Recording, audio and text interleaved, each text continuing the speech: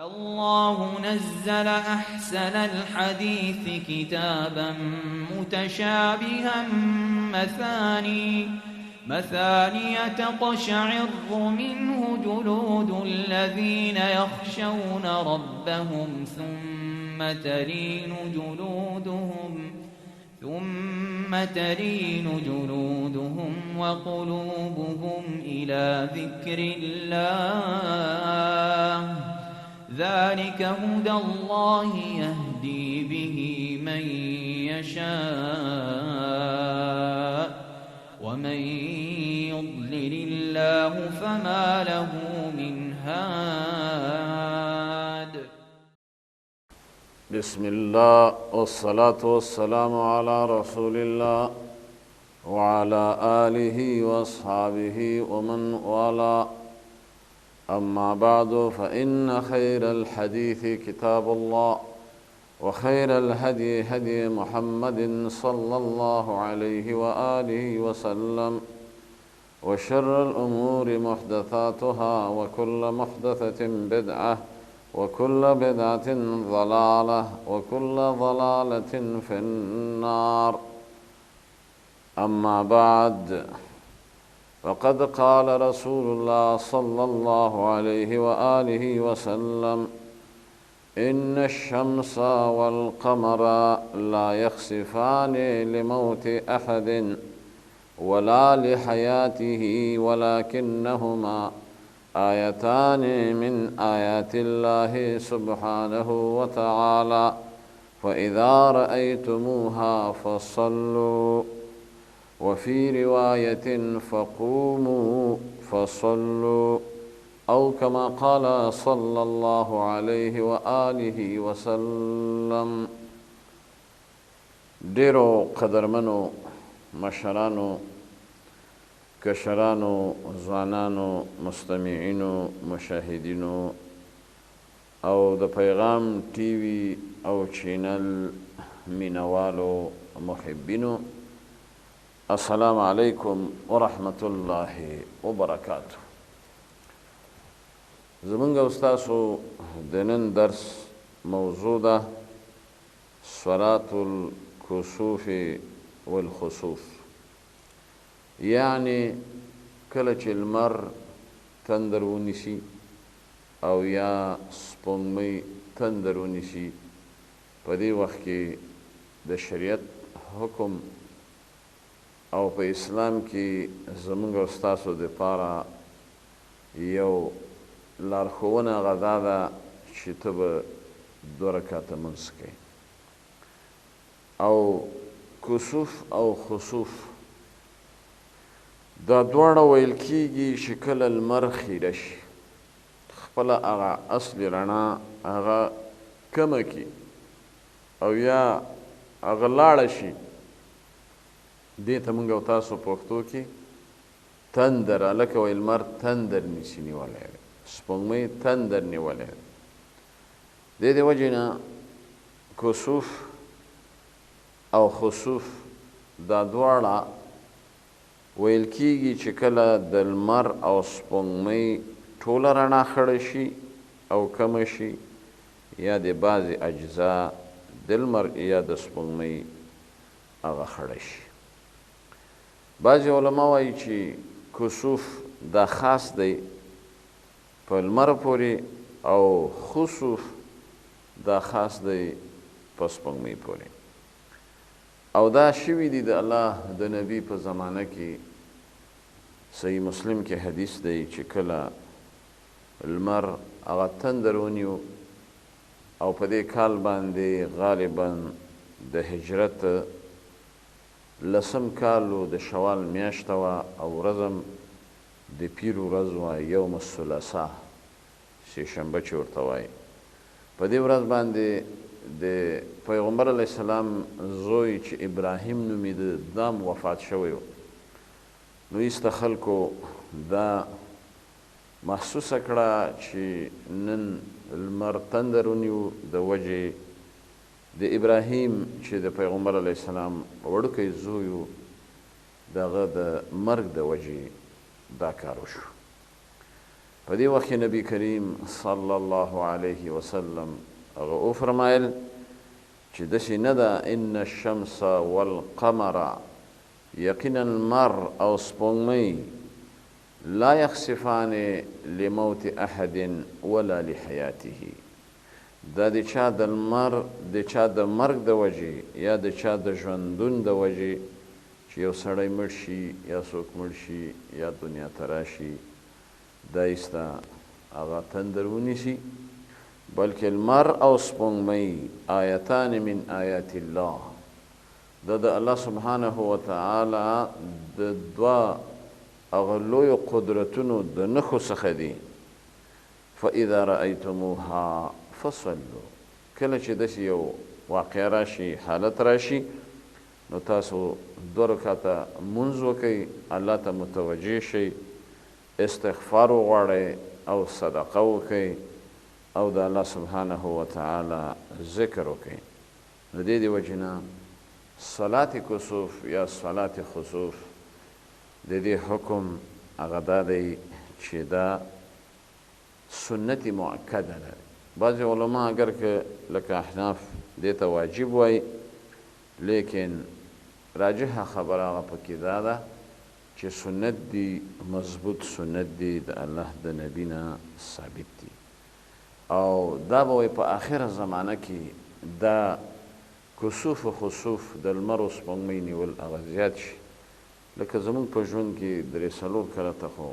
مونږ ولیده مشاهده کړه چې لمر او سپوږمۍ هغه نیولی شوي دي او یو څو وخته مخکې دا حادثه هغه مخې ته راغله او د دې علت علمای کرام هغه بیانوي چې د دې دوه علتونه دي دوه قسمه یو علت ظاهري دی حسي او دویم علت هغه معنوي دی چې هغه ته غیبي او شرعي علت وایي هغه په حدیث کې وښودل شو چې په دې سره یخوف الله بهما الله سبحانه وتعالی خپل بندگان ویری متوجه کوي ګناهونه د خلکو زیات شوي وي الله سبحانه وتعالی تنبیه ورکوي چې لمر به م درنه ختم کم سپوږمۍ به م درنه ختمه کم او ایسته به م هلاک کم په کوم طرف تاسو روان یې الله سبحانه وتعالی یو ذات دی موجود دی خالق دی مالک دی رازق دی د هغه د باید بندګي وشي هو الذي خلق لكم ما في الارض جميعا الله داسې ذات دی چې دا ټول نظام ستاسو د فایدې دپاره پیدا کړی که لمر دی سپوږمۍ دی غرونه دي ځمکه ده اسمان دی اوبه دي غلې دي دانې دي ونې دي بوټي دي دا ټول د دې انسانانو د نفع دپاره دی نو دې د وجې نه چې الله داسې یو ذات دی او داسې یو نعمتونه په تاسو فرضو کړي دي نو تاسو خو د هغه باید بندګي وکړئ عبادت وکړئ وما خلقت الجن والانس الا ليعبدون الله سبحانه وتعالی دا مخلوق چې پیدا کړی انسانانو پیریان دا مکلف مخلوق دی د پاره د بندګۍ چې د الله بندګي وکړي او خلک ایسته په ګناهونو کې او په فسق و فساد او فجور و لادینۍ کې مشغول او غرق دي نو کله داسې الله دا لمر خیره کی او یا د سپوږمۍ رڼا هغه خیره کی د دې وجې نه د صلات کسوف او خسوف په باره کې د دې څلور طریقې په څلور طریقو سره دا لمونځ دی البته په دې کې اختلاف نشته هیڅ د مذهب د مذاهبو د ائمو د علماو مفسرینو محدثینو د اهل علمو چې صلات کسوف و خسوف دا دوه رکعاته دی په دې کې د ټولو اتفاق صرف په کیفیت کې بیا اختلاف دی خو د احادیثو په رڼا کې صلات کسوف دوه رکعاته دی اول صورت او بیا په دې هر رکعت کې دوه رکوګانې دي او بیا دوه قیام دي او بیا دوه سجدې دي څه معنی چې کله ته په منځه باندې ودرېدې او په دې وخت کې دې تکبیر تحریمه هغه ادا کړ او لاس دې په سینه باندې ونیو د نامه د پاسه، نو په دې وخت کې به پس د حمد و ثنا نه د سبحانک اللهم نه نو بیا به فاتحه ووایې او هغه نه مخکې تعوذ بسمله او بیا به په دې وخت کې چې وستی کېږي قرآن کریم آیتونه به ووایې او بیا به رکوع ته ټیټ شي او په رکوع کې به هم ډېر درنګ وخت تېر کړي او بیا د رکوع نه چې پاڅېدې بیا به په دې وخت کې قیام کوي او فاتحه به وایې، قرائت به کوي په شان دغه اول دغه نه لږ مختصر. نو په دې وخت کې 2 قیامه شو، بیا به 2مه رکوع وکړي. نو په هر رکعت کې 2 قیامه او 2 رکوعګانې او دغسې 2م رکعت دا د الله د نبي نه ثابت دی او د دې اجمالي ذکر په حدیث د عائشه رضی الله تعالی عنها کې او تفصیل په حدیث د عبدالله ابن عباس رضی الله تعالی عنهم کې. 2م صورت او طریقه هغه اقا 2 رکعاته دي، لیکن په هر رکعت کې 3 رکوعګانې دي او 2 سجدې دي. نو په دې مجموعي طور سره 6 رکوعګانې راغلې او 4 سجدې پکې راغلې او 6 هغه قیامونه پکې راغلې.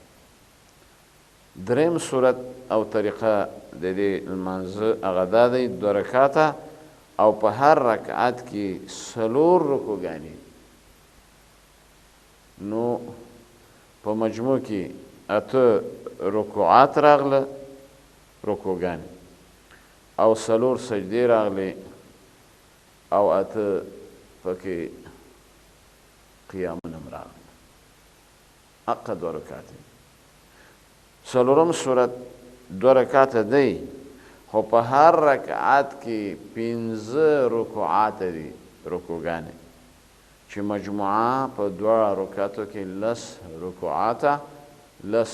قیامه او 4 سجدې. دا ټول په احادیثو کې موجود دي او شته او تثبیت دي که چا په کومه طریقه عمل وکړ دی عامل بالحدیث دی. البته بعضې علما ساده شانته لمونځ کوي، لیکن دغه 4 صورتونه دا په صحیح احادیثو کې بین الصحاح والحسان د الله د نبي نه دا ثابت دي. پاتې شو دا خبره چې کله هوا راولګېږي او سیلۍ وي، باد وي، طوفان وي، په دې وخت کې هم 2 رکعته لمونځ کېدلی شي. نو په دې کې د علماو 2 نظره دي. یو دا دی چې او لمونځ کولی شي او 2 رکعته وکړه او بعضې علماو چې نه لمونځ نشته، البته دعاګانې شته چې الله سبحانه وتعالی ته متوجه شي او یو طرف ته به کښېني اللهم اجعلها رحمة ولا تجعلها عذابا، یا الله دا باد و سیلۍ طوفانونه د رحمت وګرځئ نه د عذاب. نور هم داسې ډېرې دعاګانې دي په صحیح احادیثو کې هغه موجود دي. پاتې شوه دا مسله چې کله زلزله وشي، د زلزلې په وخت کې او دې ته الآیات المخیفات وایي چې د الله د طرفه کله جټکۍ شدیده، کله سیلۍ وي، باد وي ډېر سخته، کله ډېر سخت بارانونه وشي. نو په دې وخت کې لمونځ شته او که نشته نو دې کې دوه نظره دي. یو نظر دا دی چې صحابه کرامو نه 2 رکعاته مونځ کول دا ثابت دي، بعضې صحابو کړي دي. او بل نظر دا دی چې نه، د الله د نبي نه په دې باب لمونځ نشته، بلکې او نه څه داسې حدیث شته چې نبي کریم صلی الله علیه وسلم دې لمونځ کړي ما سوا د صلات کسوف او صلات خسوف نه. نو دې وجې نه په دین کې زمونږ او ستاسو هیڅ شی پټ پاتې نه دی. هغه که عبادات دي، که معاملات دي، که اخلاقیات دي، که سلوکیات دي. پاتې شو دا خبره چې د صلات کسوف خسوف وقت هغه چې دی د هغه وخت نه حسابېږي چې کله لمر او سپوږمۍ هغه ونیولی شي، او تر دې پورې به دا لمونځونه دا دوام کوي چې حتی تنجلي، چې لمر او سپوږمۍ هغه خیروالی ختم شي او صفا و ستره شي. تر دې د الله د نبي د لمانځه په باره کې راځي شیخ ابن عثیمین لیکلي دي چې 2.5 ګنټې پورې، ځکه په اول رکعت کې سورة بقره هغه لوستلی چې دا تقریبا 2.5 سپارې راځي، کم از کم 2 ګنټې 2.5 ګنټې پورې د الله د نبي دغه لمونځ هغه شوی دی. او دغه لمونځ جهري دی. څه معنا؟ په جهر به یې کوي امام، فاتحه به هم په جهر وایي، او دغه شانته هغه صورت هغه به هم ډېر اوږد صورت چې سورة بقره ده دا به پکې وایي، او دارنګه رکوګانو کې به هم ډېر درنګ تېروي، او سجدو کې به هم ډېر درنګ تېروي، او په قیام کې به هم ډېر درنګ تېروي. او صرف فرق دا دی چې اول رکعت په نسبت د دویم رکعت اوږد وي، او دغه شانته اول قیام په نسبت د دویم قیام، اول رکوع په نسبت د دویم رکوع هغه طولاني وي. د دې وجې نه نبی کریم صلی الله علیه وسلم په هدي او په طریقه کې سعادت دی، اجر دی، ثواب دی، او الله سبحانه وتعالی د هغه په تابعدارۍ سره موږ او تاسو ته حکم کړی دی، او فرمایلی دي چې ان کنتم تحبون الله فاتبعوني يحببكم الله ويغفر لكم ذنوبكم. ورته وایي ای پیغمبره که تاسو چېرته د الله سره مینه لرئ نو زما تابعداري وکړئ، فاتبعوني. نو کله چې زما تابعداري وکړه یحببکم الله، الله سبحانه وتعالی به تاسو سره مینه وکړي. علاوه د دې نه ویغفر لکم ذنوبکم، الله به ستاسو ګناهونه معاف کړي. د پیغمبر علیه السلام په تابعدارۍ کې اجر دی، ثواب دی، علاوه د دې نه ګناهونه په هغې کې معافېږي. د دې وجې نه چې سړی عبادت کوي، که هغه لمونځونه دي، که هغه صلات عید دی، که هغه صلات کسوف دی، صلات خسوف دی، صلات الجمعه دی، صلات ضحا دی، صلات اوابین دی، تحیت المسجد دی، او څومره لمونځونه چې دي، که فرایض دي، که مستحبات دي، که نوافل دي، د پیغمبر علیه السلام په طریقه باندې کول پکار دي. لکه چې هغه فرمایلی دي صلو کما رأیتمونی اصلي، تاسې داسې لمونځ کوئ لکه چې ما ګورئ، او کوم لمونځ ما وکړ په دقه شان تاسو دا لمونځونه کوئ. پیغمبر علیه السلام د اختر لمونځونه کړي دي، صلات خوف یې کړی دی، د جمعې لمونځ یې کړی دی، خطبې یې پکې ورکړي دي، صلات کسوف یې کړی، صلات خسوف یې کړی. او دا ټول لمونځونه د نبی کریم صلی الله علیه وسلم قولا فعلا په احادیثو کې موجود دي، او زموږ او ستاسو دپاره بهترینه رهنمایي او بهترین تعلیمات هغه د نبی کریم صلی الله علیه وسلم په تعلیماتو کې دي. نو الله جل شانه دې موږ او تاسو د بدعاتو نه بچ کړي، رسوماتو نه دې بچ کړي، چې موږ په دین باندې وچلیږو. هغه دین چې د الله د طرفه راغلی دین دی او پیغمبر علیه السلام موږ ته بیان کړی دی چې بدعت پکې ونه کړو، د ځانه طریقې پکې رایج نه کړو. نبی کریم صلی الله علیه وسلم فرمایلی دي من عمل عملا لیس علیه امرنا فهو رد. څوک چې یو عمل وکړي په هغه باندې زما امر نه وي هغه مردود دی. من احدث فی امرنا هذا ما لیس منه فهو رد. څوک چې یو نوی شی طریقه په دین کې پیدا کی دا په ده باندې مردود دی، کائن من کان، هر څوک وي. نو الله سبحانه وتعالی دې په دې خبرو موږ او تاسو ته عمل نصیب کړي او الله جل شانه دې موږ او تاسو ته په دې باندې یقینا زړه ته کوز کړي.